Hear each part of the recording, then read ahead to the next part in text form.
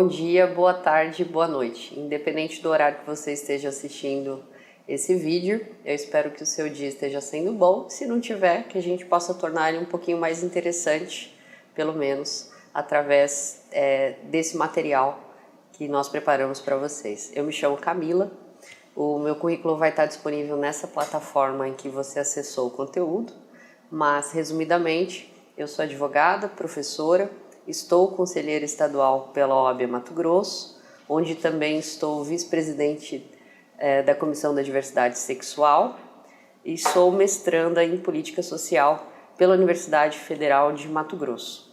Eu agradeço o seu tempo precioso e parabenizo os idealizadores desse projeto tão importante. Esse material é fundamental, esse projeto é fundamental para a construção de uma sociedade mais democrática, justa e plural. E o nosso tema é Sociedade, Democracia, Direitos e Garantias Individuais.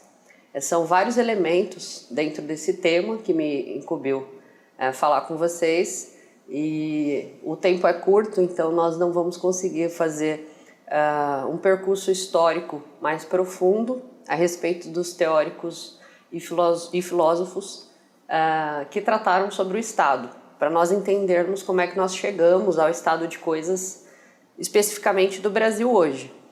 O Estado, ele não é uma figura que sempre esteve aí pronta e acabada como a gente conhece. Foram séculos de pensamento e de evolução para que a gente chegasse a uma sociedade minimamente organizada, que é a que nós vivemos hoje.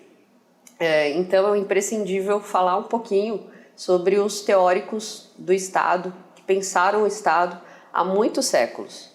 E nesse sentido eu me vejo um pouco obrigada a tratar de Nicolau Maquiavel, que na realidade a minha obrigação moral de tratar sobre Maquiavel é da pecha que pesa sobre ele, ser uma pessoa ruim ou negativa.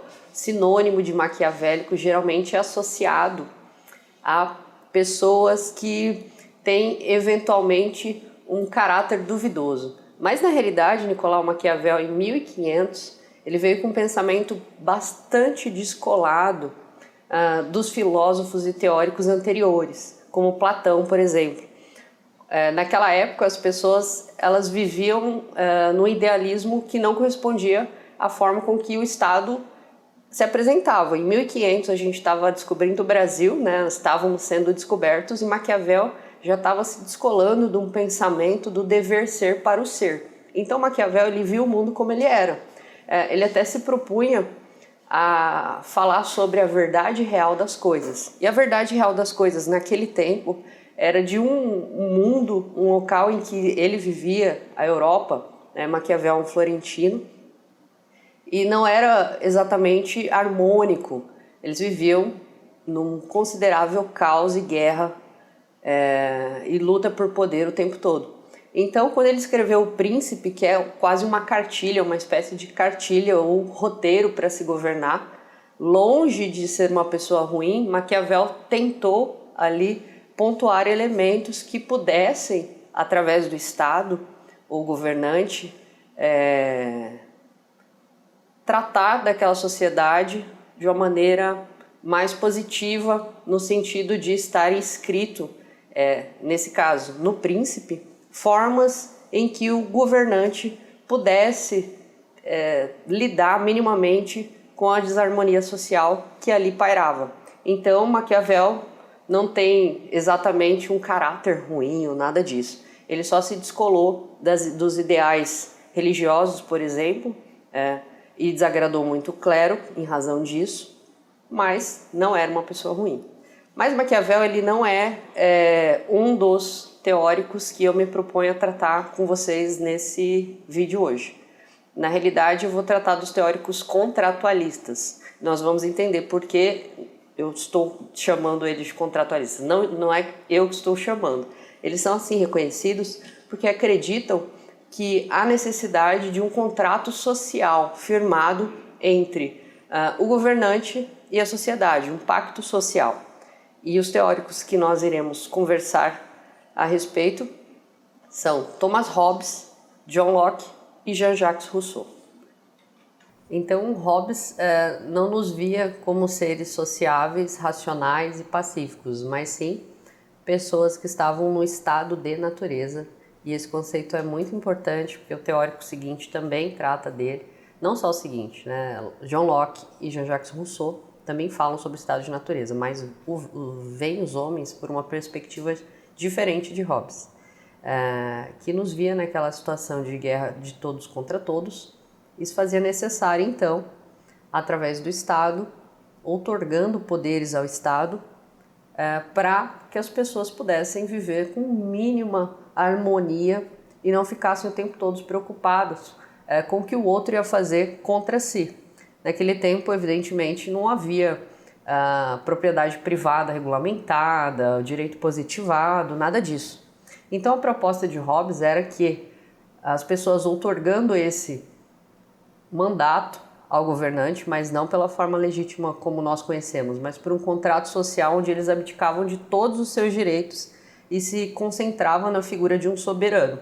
Então, Hobbes foi um teórico, um filosófico político que acreditava que apenas a figura do soberano com poderes irrestritos absolutos seria capaz de, através da força, sobretudo pela força, aliás, governar e conter esse espírito que naturalmente, em razão do estado de natureza pouco sociável e harmônico, a gente pudesse viver com tranquilidade.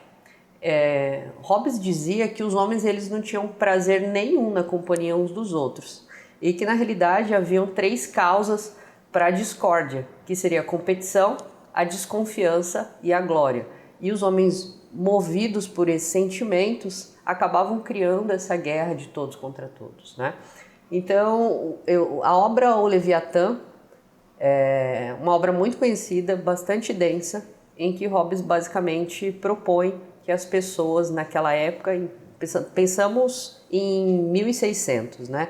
É um pensamento secular que para ele fazia sentido naquele momento em que as pessoas elas abdicavam de tudo quanto se possa crer como direito, a fim de que esse soberano pudesse governar com mais tranquilidade, as pessoas pudessem viver e manter uma paz social. É claro que esse pensamento precisa evoluir, né? A ideia de transmitir a um soberano poder irrestrito e absoluto sobre a vida e a morte das pessoas precisava evoluir. E evoluiu com o pensamento de John Locke. Alguns os consideram como o pai do liberalismo. Não é tema dessa aula, ou não se propõe, né, fazê-lo através dessa palestra, mas realmente o John Locke foi muito importante, que ele passou a desenvolver a ideia de que o homem ele tinha direitos naturais, ou seja, o próprio nascimento da pessoa atribuía a ela alguns valores fundamentais para a sua existência. O John Locke ele foi um médico parlamentar e que, por oposição ao rei Carlos II na Inglaterra, ele se refugiou na Holanda por um tempo e ele foi um ferrenho defensor da liberdade e da religião. Então, evidentemente, ele acumulava alguns inimigos, né? Pensemos que nós evoluímos do pensamento de Thomas Hobbes, que pensava que o ideal era uma pessoa imbuída de um poder total, absoluto e soberano sobre todas as outras, para John Locke, 100 anos depois, dizendo que o simples fato de nós nascermos nos dava alguns direitos. Nós éramos pessoas que precisavam de um olhar muito mais especial, no sentido de que não podíamos entregar alguns elementos naturais da nossa vivência a um soberano que pudesse ter direitos sobre a nossa vida e a nossa morte. O estado de natureza de Locke, um pouco diferente de Thomas Hobbes, ele não acreditava que nós vivíamos numa guerra de todos contra todos, naquela acepção de Hobbes. Mas ele também acreditava que nós não éramos sociáveis o suficiente para vivermos sem um contrato. O John Locke também acreditava na necessidade desse contrato social, que era um pacto onde nós deveríamos sim transmitir a um terceiro a possibilidade de nos representar. Mas ele acreditava que, além da vida, nós tínhamos quando nascíamos e quando nascemos ainda é assim, nós temos o direito à vida, à liberdade, ele passou a atribuir o elemento propriedade. E esses 3 elementos seriam anteriores à própria sociedade. Portanto, a vida, a liberdade e a propriedade, sendo anteriores à própria sociedade, haveria uma espécie de contemplação no sentido de não ser possível negociar sobre eles. E isso é muito interessante. Então, como a vida, a liberdade e a propriedade, sendo anteriores à sociedade e ao pacto social, portanto, é vedado ao Estado confiscar os seus bens.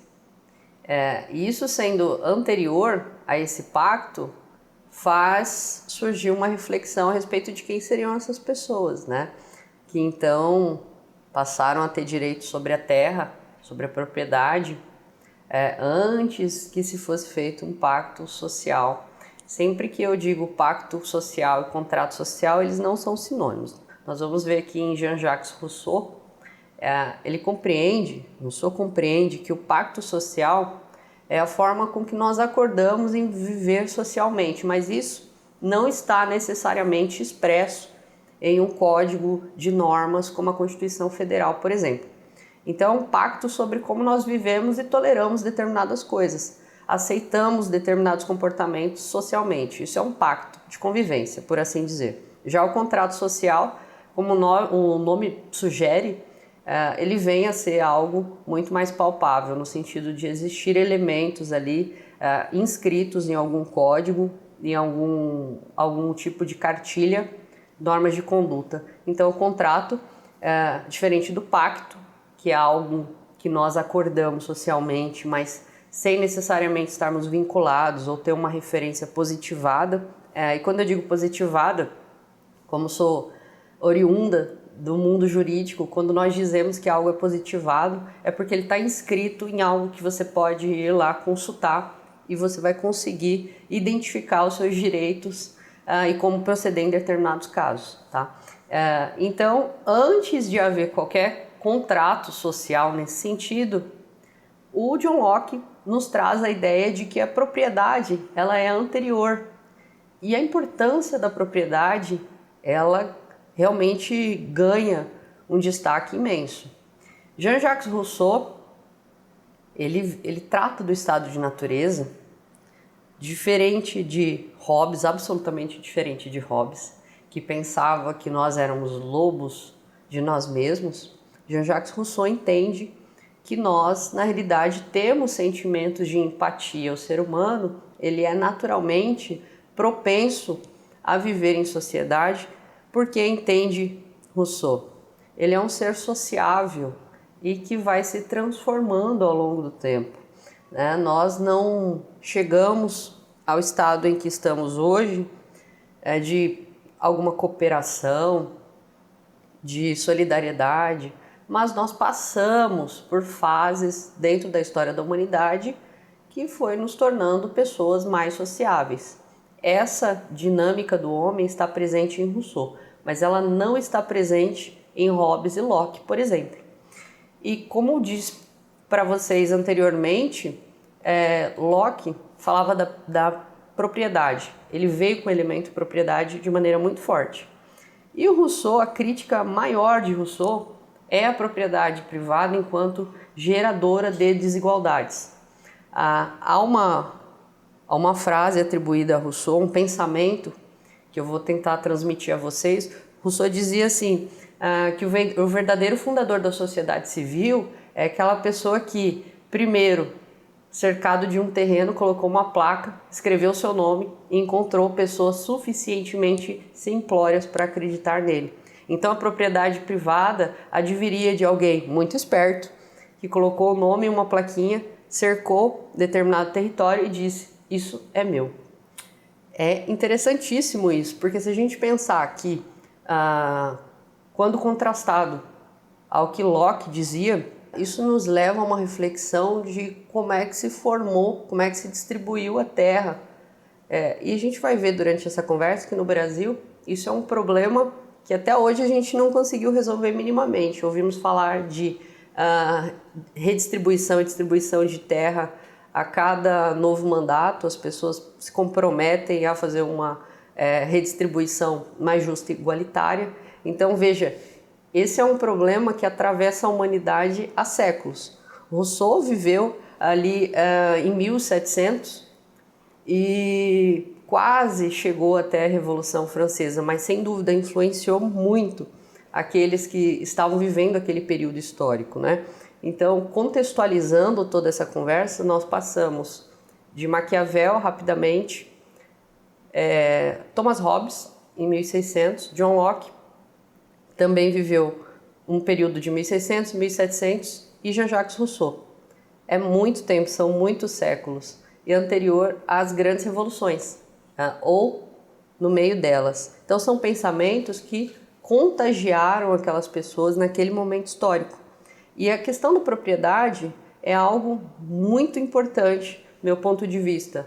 Rousseau teve uma sacada genial quando ele nos convida a refletir o fruto da desigualdade maior, que é a distribuição de terra, como a propriedade privada, ela legitima desigualdades, né? E também nos leva a refletir como é que foi feito esse pacto social, então, esse contrato social. Se quem tem mais terra, quem colocou mais nome na placa e cercou determinada propriedade, certamente são essas pessoas que vão elaborar o contrato social. Ou seja, há uma opressão de todos os lados, desde a fundação do Estado até a própria positivação dentro desse grande contrato, né? Essa é a visão, a sacada maior de Rousseau. Então, Rousseau, diferentemente dos outros teóricos que também são contratualistas, porque todos eles, exceto Maquiavel, que não tratou do contrato social, e eu fiz essa passagem por ele, por me sentir naquela obrigação de tentar aliviar aquela fama de maquiavélico ser algo muito ruim, mas Hobbes, Locke e Rousseau são contratualistas. Mas diferente de Hobbes e Locke, que tinham na propriedade uma questão individual muito forte, Rousseau trata a propriedade longe desses fins egoísticos, pensando que ela podia ter algum sentido maior e diferente. Em Locke e em Hobbes, nós temos um sentido da propriedade bastante individual. E se isso é bom ou ruim, nós não sabemos, mas certamente influenciou muito no pensamento de teóricos posteriores, não é? Em que os direitos e as garantias individuais, elas realmente ganharam corpo, porque a propriedade é também um direito do cidadão, mas é importante a gente pensar como ela se constituiu, como a gente concebeu a sociedade dentro de um regime de desigualdade, marcada por desigualdade. E essa desigualdade, ela é secular, ela não é algo que aparece pura e simplesmente naturalmente. Não há como tolerar de que a desigualdade ela é própria da humanidade. Existe uma trajetória que gera desigualdade.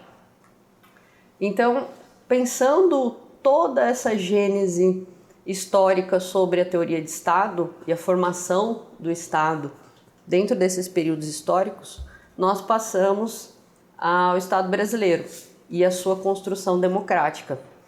Percebamos que esses teóricos, eles são todos europeus, da grande metrópole, né? Por assim dizer. E quando Maquiavel, que eu citei lá no princípio, estava tratando sobre minimamente teoria de Estado ou uma ciência política, alguns o consideram dessa maneira, nós estávamos aqui sendo descobertos em 1500, né? Então nós temos uma formação muito curiosa, nós fomos colônia, alguns até dizem que nós somos colônia até hoje, né? E essa colônia, ela perdurou por muito tempo, até que nós fomos declarados ou reconhecidos independentes da coroa portuguesa através de um imperador, o que é uma coisa no mínimo irônica, não é?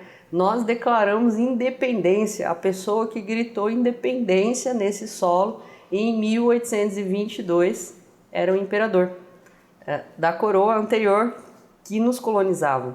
Então, a ideia de independência no Brasil, ela também pode ser questionada sobre esse viés, né? Desde sua trajetória inicial. E nós temos um marco no Brasil. Em 1850, nós tivemos a chamada Lei de Terras.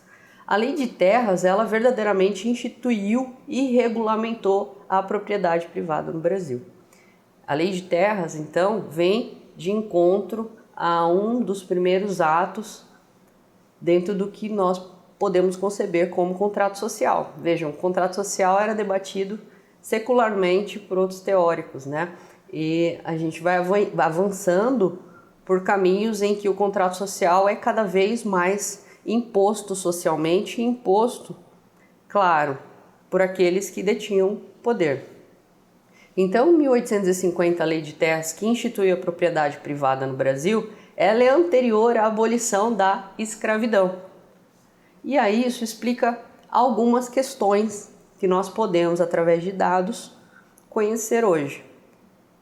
Como a abolição da escravidão ela é posterior à Lei de Terras, que distribuiu terras nesse país, evidentemente as pessoas negras não tiveram acesso às terras.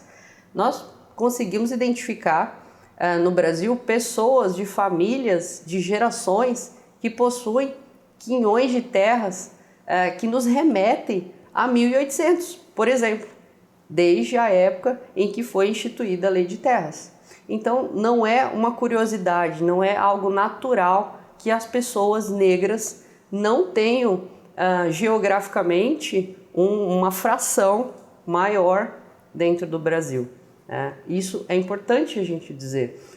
Eu confesso a vocês que essas informações eu não lembro de ter tido acesso quando estudei o ensino fundamental e o ensino médio, para compreender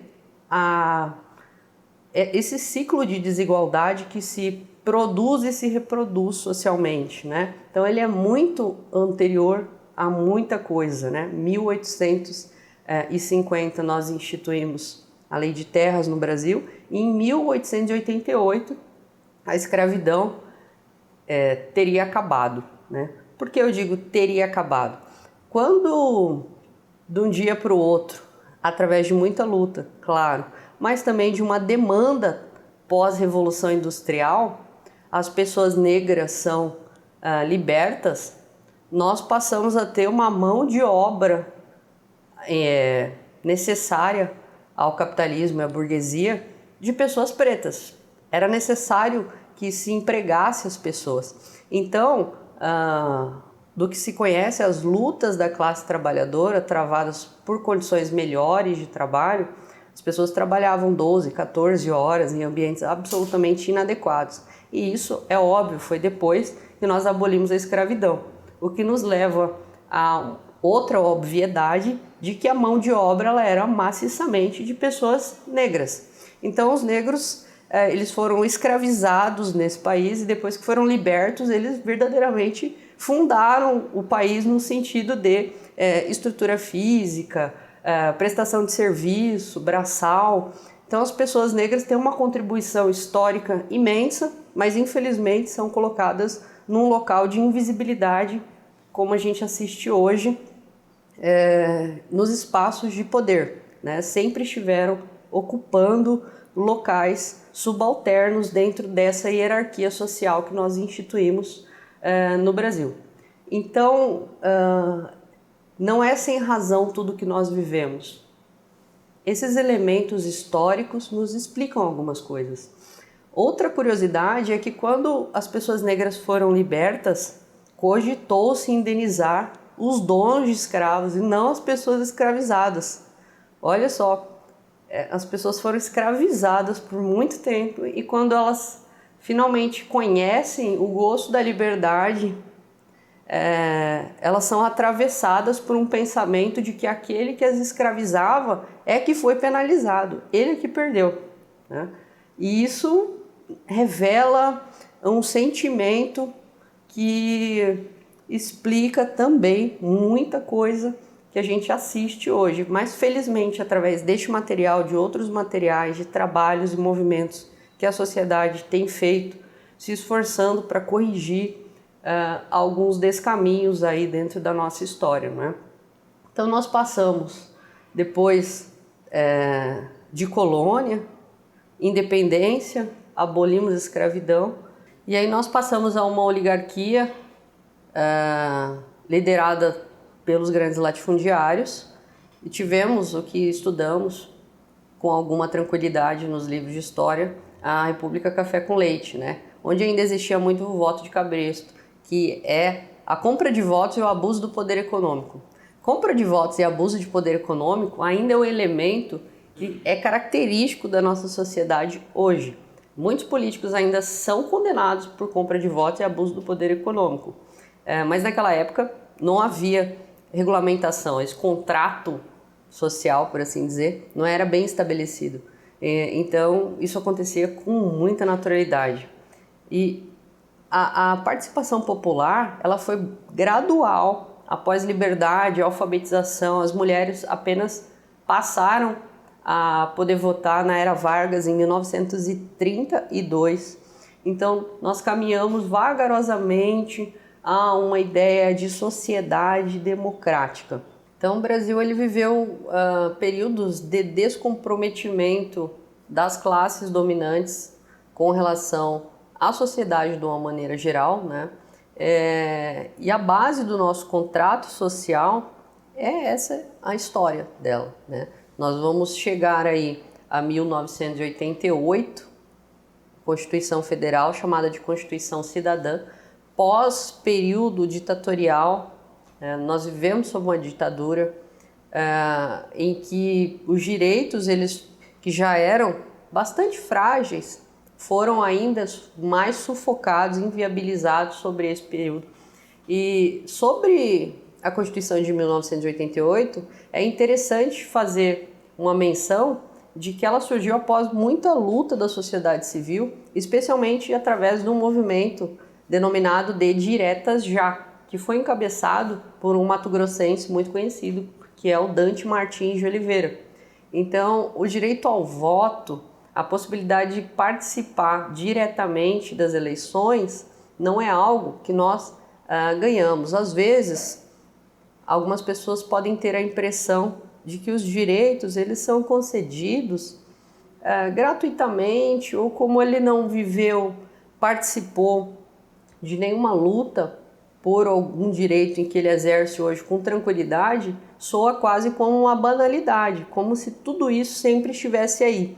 E vejam, nessa conversa nós já percorremos inúmeros acontecimentos históricos que demonstram que sem o engajamento, sem o pensamento coletivo, a união de determinadas pessoas em favor de um objetivo comum, e é importante que se diga que o direito de uma pessoa violado significa a violação do direito da sociedade como um todo, não existe uma luta apartada.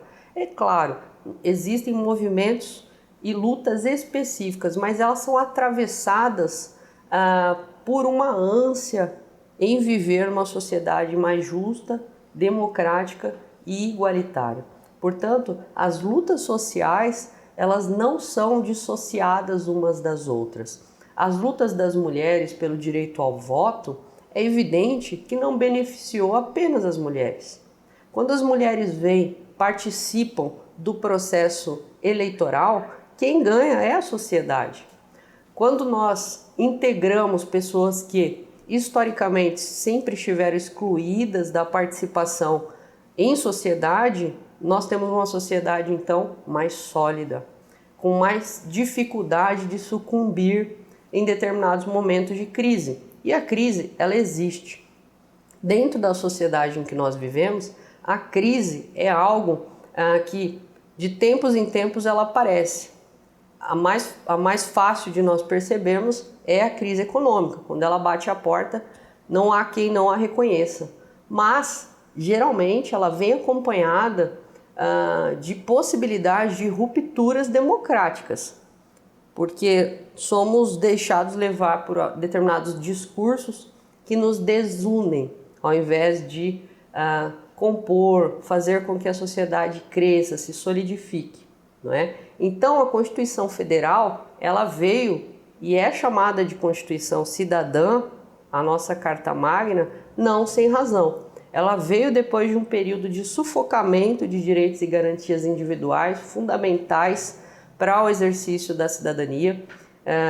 E o tema dessa conversa, nós passamos por sociedade, cidadania e democracia. A democracia ela é um valor universal, inegociável. Mas será que o fato da Constituição Federal dizer que nós somos livres e iguais é suficiente para tornar todo mundo livre e igual? Dentro do direito, nós dizemos que há uma diferença imensa entre igualdade formal e igualdade material.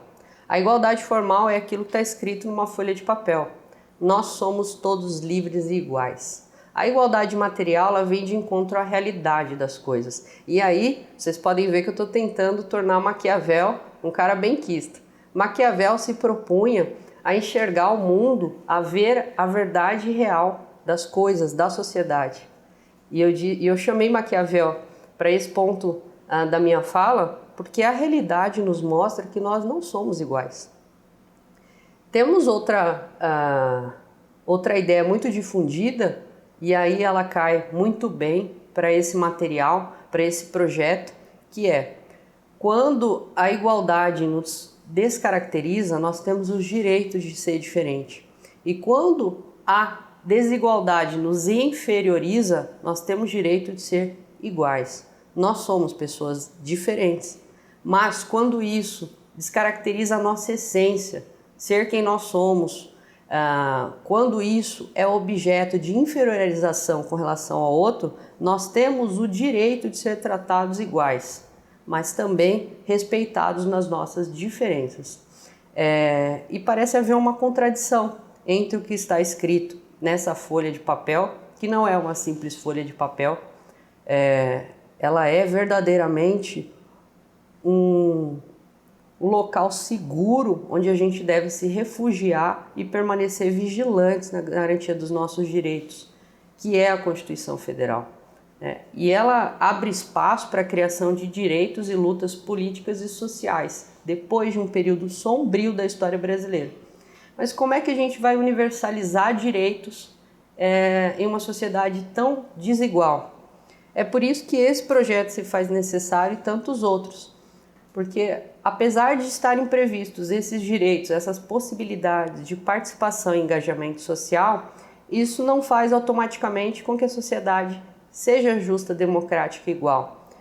Então, a democracia, ela institui e pressupõe a sociedade democrática. Ela exige uma sociedade democrática e não um regime democrático.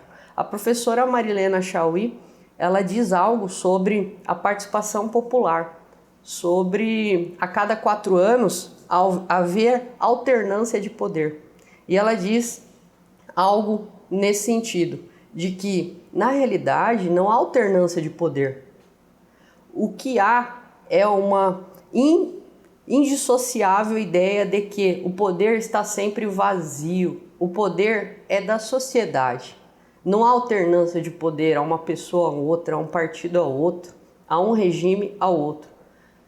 Só se pode dar o que se tem. E quem tem poder é o povo, que outorga, que empresta voz a essas pessoas a cada eleição, a cada 4 anos. E esse pensamento nos leva à reflexão de que o poder, na realidade, sempre esteve conosco e estará conosco. Acontece que, às vezes, nós perdemos a capacidade de enxergar como somos importantes e protagonistas dentro desse processo democrático, dentro de uma construção de sociedade, de cidadania e de democracia. E o último tópico da nossa conversa são os direitos individuais. Os direitos individuais, somados, evidentemente, eles são direitos coletivos.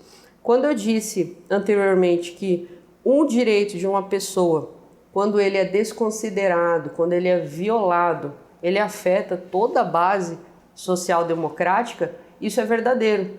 A sociedade democrática, ela está aberta, ela não cessa de trabalhar essas suas diferenças, esses seus conflitos, as suas contradições.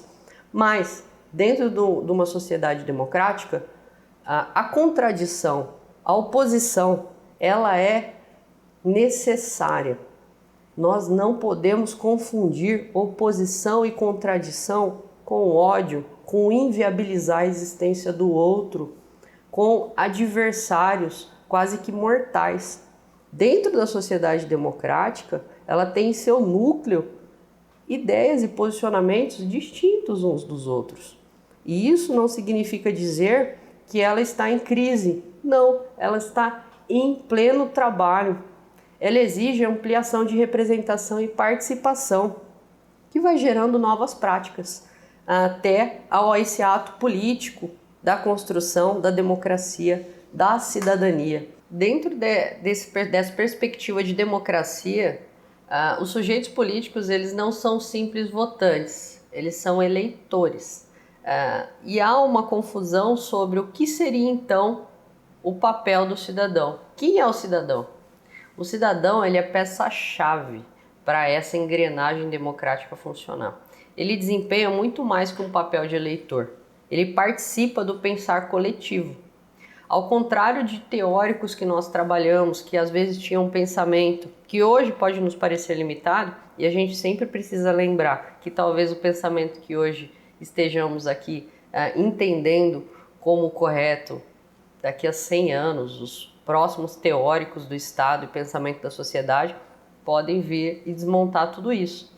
Mas a ideia de cidadania ainda está sendo construída no Brasil, porque as pessoas, e nisso me incluo, né, enquanto uma cidadã capenga que demorou a compreender o sentido do seu voto, mas sobretudo as possibilidades de participar de ações coletivas, de movimentos sociais. A sociedade ela é um organismo vivo, todo mundo participa em maior ou menor grau. Há quem diga, inclusive, que não existe neutralidade, que as pessoas elas não são neutras. Nós escolhemos sempre quando fazemos ou quando deixamos de fazer alguma coisa. Então, o papel do cidadão não é só ir votar. Talvez esse seja o ato mais relevante politicamente falando, quando nós externamos o nosso voto e elegemos esses representantes. Mas nós, enquanto sujeitos ativos desse organismo social pulsante que é a sociedade democrática, desempenhamos diversos outros papéis. Nós podemos estar ligados a movimentos sociais e não precisamos necessariamente estar sendo atingidos por determinadas avalanches de sufocamento de direitos e garantias de algumas pessoas. Através desse passo histórico que nós demos aqui nessa fala rápida a respeito da formação do Estado brasileiro, nós compreendemos que a desigualdade ela não é algo natural. Ela foi imposta socialmente e nós chegamos a um estado de coisas de exclusão social de algumas pessoas. Nós costumamos dizer, na OAB nós temos centenas de comissões. Não há necessidade de você ser uma árvore para ser da Comissão de Direito Ambiental, nem idoso para ser da Comissão de Defesa dos Idosos. Com isso eu quero dizer que as pessoas que não são atingidas nesse momento histórico por sufocamento dos seus direitos e liberdades, elas não têm óbice nenhuma de participar de lutas específicas de determinadas pessoas. E para isso, e aí eu lembro de Jean-Jacques Rousseau, nós precisamos alimentar essa socialização, essa construção do homem enquanto ser social que tem empatia. O Rousseau acreditava que nós éramos pessoas que o egoísmo era algo secundário, que nós nascemos para ser seres sociáveis. Só que isso depende da nossa construção, como nós queremos construir a sociedade, nos reconstruir. E daí a participação em determinadas lutas, mesmo que não estejamos diretamente relacionados a ela, é relevantíssimo. Mesmo porque a sociedade e a democracia só vão sobreviver efetivamente quando as pessoas se engajarem em seu favor. Isso significa dizer que ela não vai sobreviver se as pessoas brancas não entenderem todos esses atravessamentos geradores de desigualdade para as pessoas negras, os heterossexuais não compreenderem que eles têm participação ativa, imensa, relevantíssima dentro da luta das pessoas LGBTs. Qualquer violação de direito, e eu disse apenas de dois grupos que estão escancaradamente mais atingidos nesse momento histórico no Brasil, mas existem diversos outros, como os povos indígenas, por exemplo, como as mulheres, dentro da categoria gênero, as mulheres são atravessadas por uma exclusão social, política e dentro da sua cidadania imensa. Esses atores, coletivamente, precisam entender o seu papel. A participação nesse trabalho, nesse projeto, difundir esse projeto, esses vídeos a outras pessoas, certamente é um pedaço pequeno da contribuição que os idealizadores tiveram dentro da sociedade democrática, a fim de que a gente consiga efetivamente solidificar a democracia. E não existe democracia sem pluralidade, sem diversidade. Existe conflito e contradição? Sim. E esse, na realidade, é quase um resultado da vivência em democracia. Porque a democracia, ela pressupõe a liberdade. Nós também entendemos que a propriedade privada é um direito, mas também precisamos compreender a forma com que ela foi instituída e fundada no Brasil, como ela ainda é objeto de disputas históricas, geográficas, e que acabam resultando numa ocupação dentro do território, da urbanização, da distribuição geográfica muito forte. Mas isso é parte de um processo de amadurecimento da democracia. Então, entendendo que nós estamos amadurecendo democraticamente, fortalecendo as instituições, vivendo em contradições, em conflitos, mas que possam ser geradores de resultados que tornem a democracia mais sólida, esse é o objetivo da democracia. Não há espaço para um discurso desagregador, de ódio, um discurso em que a gente possa viver num estado hobbesiano de Thomas Hobbes, uma guerra de todos contra todos. Será que é possível conceber que em 2021 a gente esteja vivendo num estado hobbesiano de 1600, onde o homem é lobo do homem? Na realidade, nós estamos pretendemos construir uma sociedade às avessas do estado hobbesiano, às avessas do Leviatã, onde o poder soberano é absoluto, onde ele centralizava em si o poder de vida e morte das pessoas. Nós não somos mais esses seres que têm essa dificuldade imensa de viver em harmonia. Portanto, o objetivo dessa fala, desse vídeo, desse trabalho é efetivamente lançar um olhar mais empático dentro de uma construção mais realista do Estado, especialmente o brasileiro, né? Mas que nos convide a ficar atentos a quaisquer violação de direitos e garantias fundamentais e fugir da ideia de que nós somos seres com incapacidade de viver socialmente.